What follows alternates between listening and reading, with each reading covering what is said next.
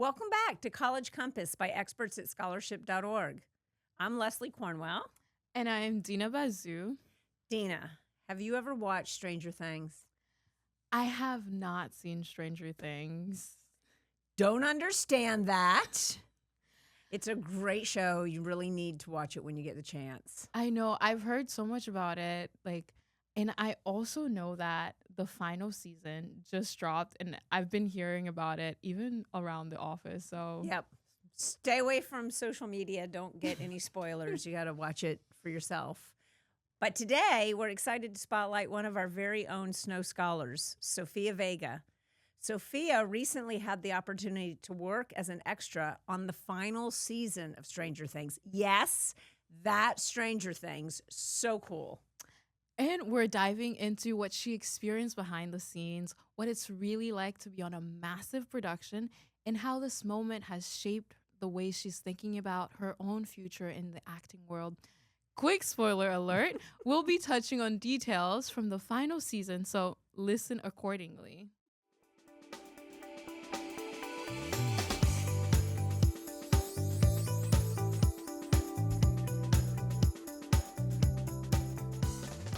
Hi, Sophia. How are you? Good. How are you guys? Doing well, Awesome. doing well. We're Awesome. happy to have you. So happy.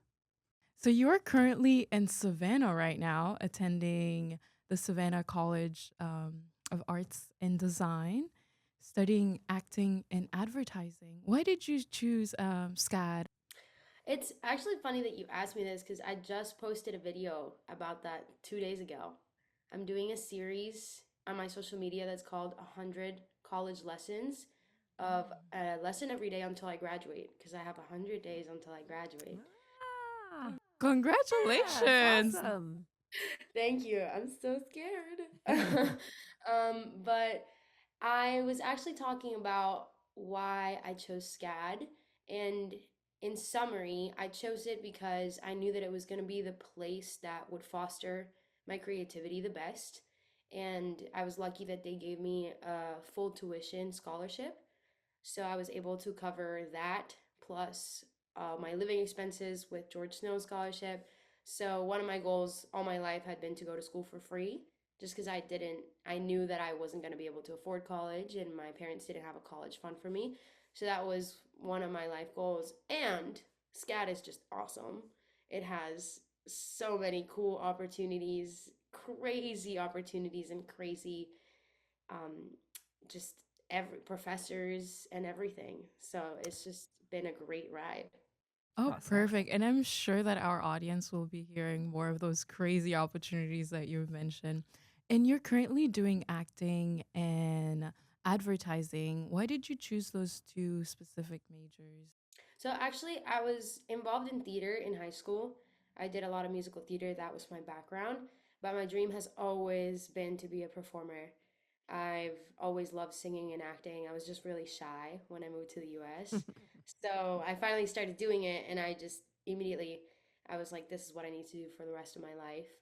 But advertising, I'm quite good at it, which is really strange because it's not really something that I want to pursue as a career, but it's definitely something that brings in the money while acting is in the making, is in the process. And I think I've managed a really good sweet spot where I can be on social media and I'm trying to become a full-time content creator because that way I could pay my bills and everything from anywhere that I am, especially if I can like share my experience and give advice and also just be in front of the camera. So it's a really good merger, I would say. Absolutely. That sounds like a great balance. It's like you hit both with your interest in acting and now you're using it to build your own brand. Yeah, the best of both worlds. And now you're graduating and you're moving to LA. So tell us, is that exciting, terrifying, all of the above? I'm really excited. I think I'm a very California girl just because South Florida and California are just very similar in the fact that the sunshine is there and I love the beach. And I'm excited. I'm just a little scared because it's super far away from my family. One of the reasons why I chose Georgia, because I originally got into USC when I was a senior in high school, but I chose not to go because it was so far away. And I also was a little scared because everybody there already has its hands on the industry and they know everybody. So I definitely wanted to come to Georgia first, Atlanta, because that's when the film industry was booming here. And so I definitely wanted to get my foot in the door before going to like the big, the big city Yeah. like LA. That's understandable. I mean, all of that is normal that you would be feeling those emotions. Really, if you were going anywhere, it's a challenge, with those next steps. You got to give it a shot, and that's I guess the beauty of life is that if you find it's not for you, you have the world to discover and decide what's next for you. But I think you're going to be a success wherever you go. Right, right. Already a success right now. And I know our producer behind the scene has mentioned that you have a personal love for Stranger Things and that you have gotten to be a part of the final season. What was that experience like for you? Could you tell us a little bit more about that? Yeah. So, like I said, one of the reasons why I moved to Atlanta was because the film industry was booming when I moved there in 2022. It was like the Hollywood of the East is what they called it. And one of my teachers in high school told me that that was a really good place to go and get started. And luckily, SCAD had a campus there. So I went to Atlanta, and Stranger Things was filming there. I remember my freshman year, my goal was to get on as many professional sets as possible because I was only trained in theater beforehand. So I didn't know anything about the film industry or acting in film or anything like that. And the best thing to do is exposure, right? So you want to get on Sure. as many sets as possible. So when I was a freshman and I didn't have a job at that time because I was focused on being in school and getting adjusted, I was an extra on my extra time. I was an extra on professional productions. And there was this company that was called Casting Tailor Made, and it was on Facebook, I remember. My friend told me to submit to them to be an extra for this show called Hysteria, which aired on Peacock. And those same people were the ones that cast for Stranger Things. Oh, so So cool. and then because you form relationships with people on set and the casting directors like you, when I submitted for Stranger Things my sophomore year, it was a quick yes. And I remember it was in December of 2023. I was home for winter break, and I remember I submitted it and I got the yes, and I was like in my room and I was like, oh my god. It was like I told my mom, I literally ran because all of my family loves Stranger Things. We all started watching the show together when it came out. So we're like super big fans. And so we filmed in January of 2024. It was actually only 2 days of filming, but those days were 16 hours each. My call time was 4 a.m. and I was there until 8 p.m. A standard shoot day is 12 hours. Wait a second. So you filmed in January 2024 for these scenes that are in season 8 in the final season? That's how far in advance these were filmed? Yes, it took Stranger Things takes a long time with editing. Well, It I took like understand almost that. 2 years. It took a whole year to film. They finished shooting December of 2024, and then it basically took them like 9 months to edit. It was a long time. I just have to say, because I am such a super fan, I, I I absolutely love the show, and I know that there's a lot of questions that we're going to be asking you about this, but there's just like so much. When you let us know that you were in the show, we were like, ah, like there's so much that. So at the outset, for somebody who wants to go back now and find you, what's the timestamp that they could find your cafeteria scene? Do you know? Oh, it's in the first episode. I think it's 17 minutes. Okay. It's in the very first episode, is in the cafeteria scene. Oh my gosh, let me try to find it. I know Wait, it's in the yeah. cafeteria right before the boys find out about that there's going to be another crawl which I know you know nothing about. Spoilers. I know, but the rest of us have seen this. Everybody should have seen it. If Yes. you haven't watched it, then how did it not get spoiled for you is Yes. what I'm Yes. I wondering. mean, I was a I mean, I've watched Stranger Things, but I was like savoring when I was going to start it since this is the final season.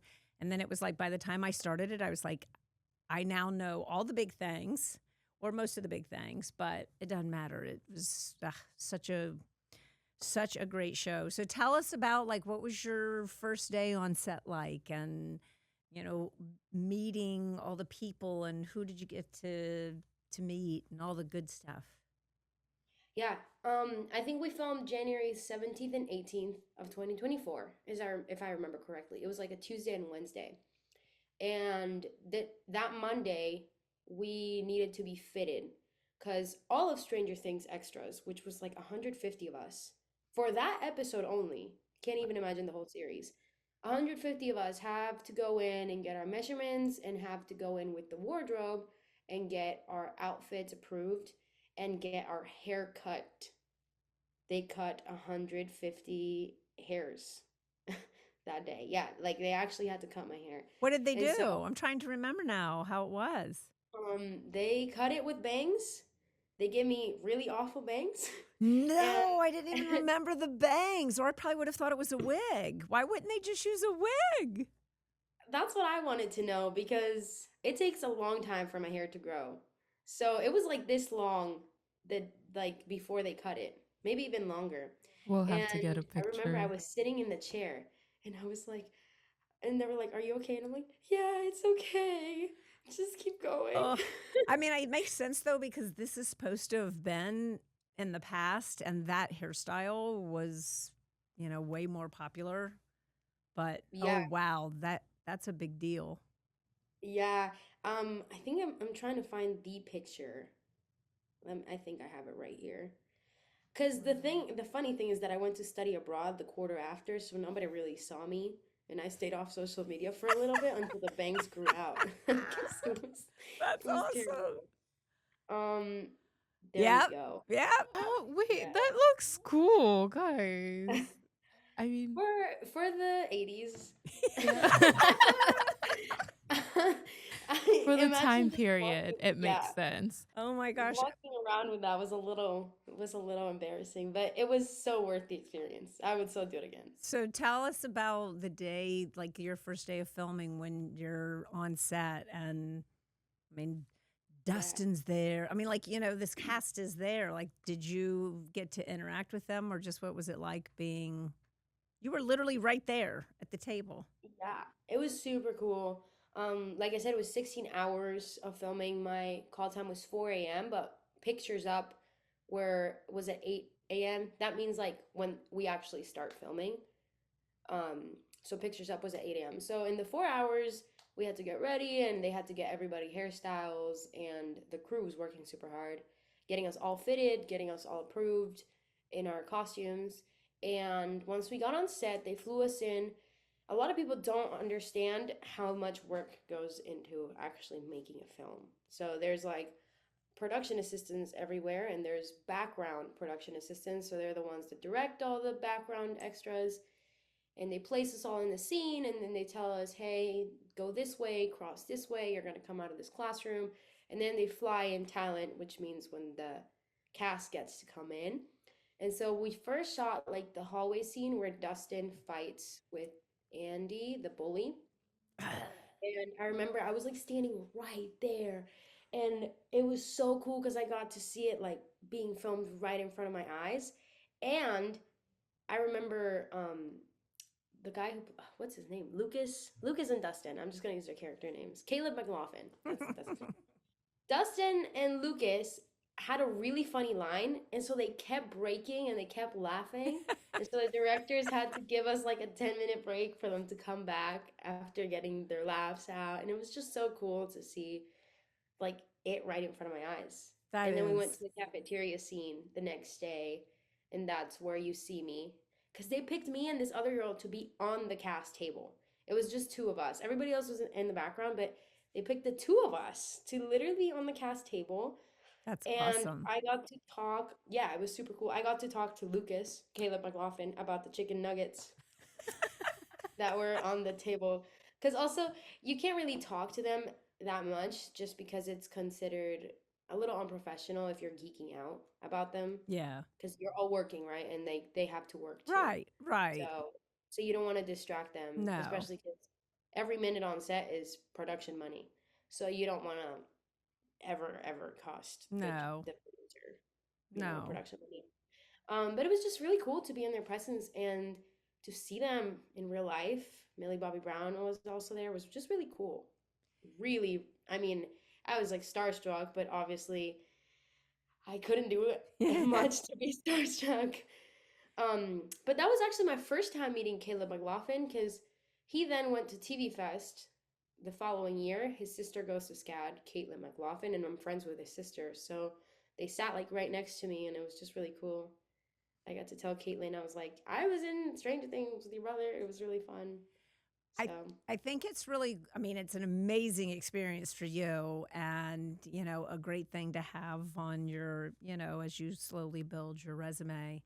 I think in a show like this where it's so many seasons and if you're a fan and you've been watching it since the beginning, then you saw them as little kids and, yeah. and now they're grown-ups, but they're still, I mean, they've aged, but not like, it's just a really cool thing for you to be part of something that culturally, was this big thing to Yeah, most I of mean, it us. was also a big thing.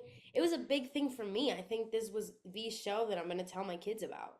I don't really like other than Disney Channel shows when I was a kid, when I was a little kid.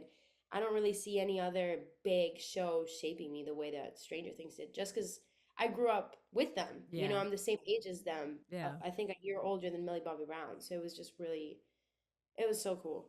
Very It cool. was so cool. Wow, that's really cool. And you got to be a part of it, like becoming a star like them on the set. I will go and watch that one episode so I can see you as the star there.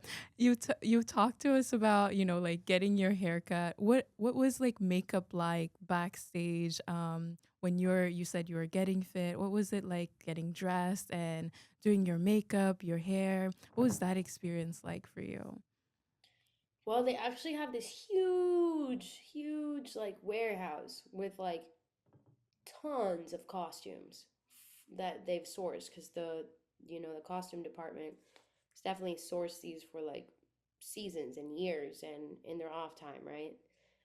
So they just pick something out. They pick like three different outfits for you, and then they send it to production to see which one gets approved, and then they give you that one, the one that gets approved. And so when you get to set, it's like on a rack with your name, and this is like, mind you, this is like super on a small scale compared to like if I was like a named cast member, but Right. it was still really cool.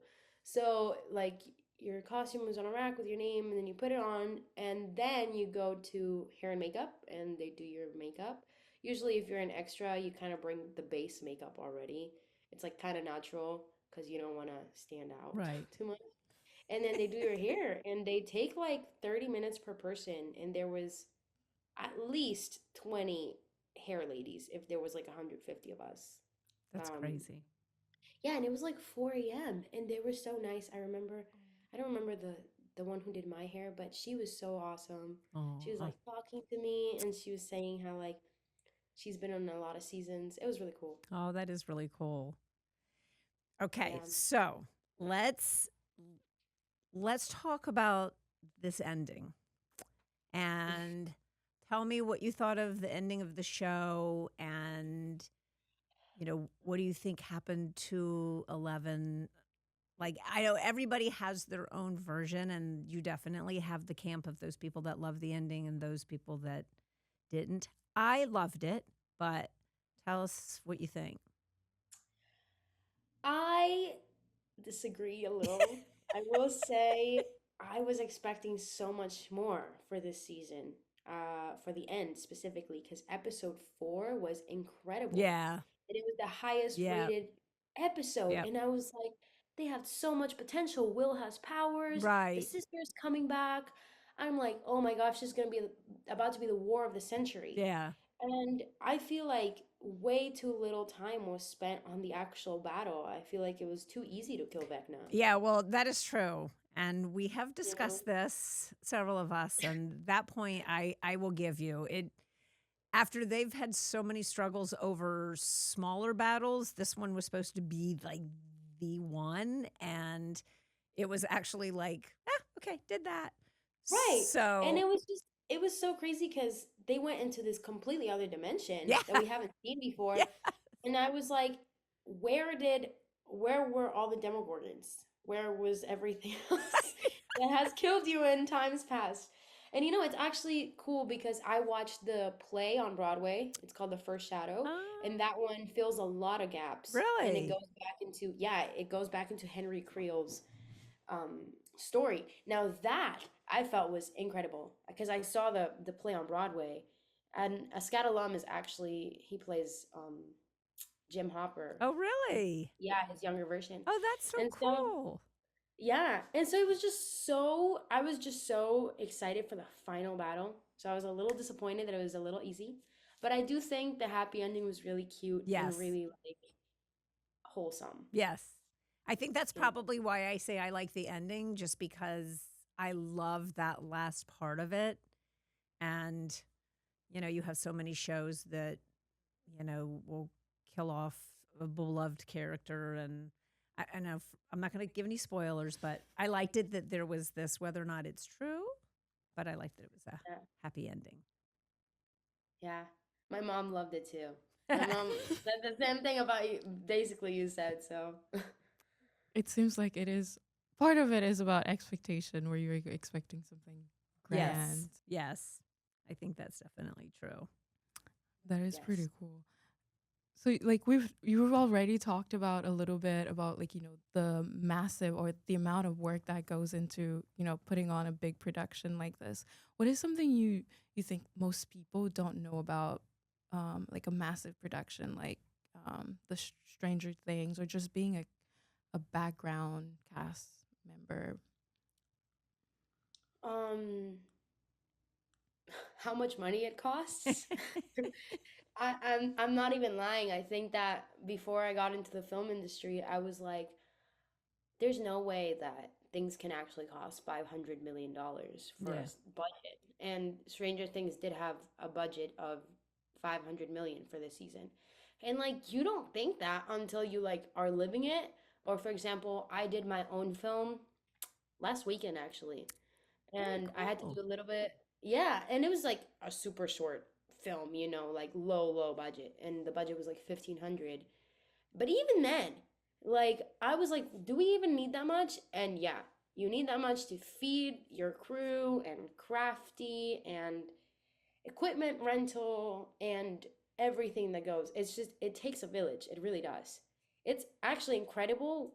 I think that people don't even fully realize when a film or a show gets put out on a streaming platform or the theaters how much it really takes for it to get from idea to like you're seeing on your screen.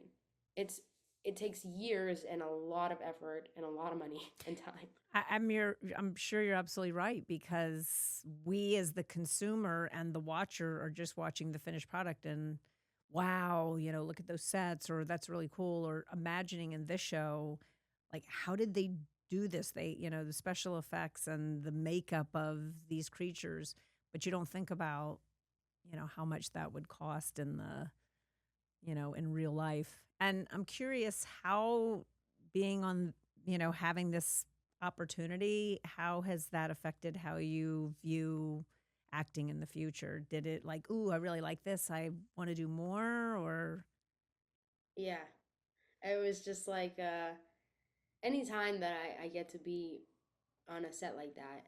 I was also the lead of a movie last January or February, last February, and I felt the same way. And I was like, oh my gosh, I'm actually like accomplishing my dreams. And it's like a kind of like Matt, you just feel like, whoa. It's just like you forget how hard and painful acting can be, and you get to live the glory of it for a little bit. So it's so cool. I remember being on Stranger Things, like, just to put it as an image, Yeah. when they were cutting my hair, it was like, oh, this is like super painful, but it's totally worth it Right. because it's gonna be an experience of a lifetime. Right. And if I can get to do this for the rest of my life, hopefully consistently, that is the goal. So, I love it. Oh, that's beautiful. Yeah. And you're living your dream. And talking about living the dream, what advice would you have for like other people who are seeking a career maybe in the film industry or in television in general? in general, don't stop until you win. This is the business of no. And like, I was actually looking at a video today on social media where this girl got herself rejected from, she wanted to get rejected from like 1,000 things. Like, that was her goal for the year. And yet it was her most successful year. It's a lot of exposure therapy because you really, no, it like seriously, like the no's get you. Yeah. It will, like, I got a really, really big no in June. And it took me like 6 months to get over it. I think up until January, I wasn't like fully healed from that because it hurts. It really does. Especially when you put in a lot of effort and you look the part.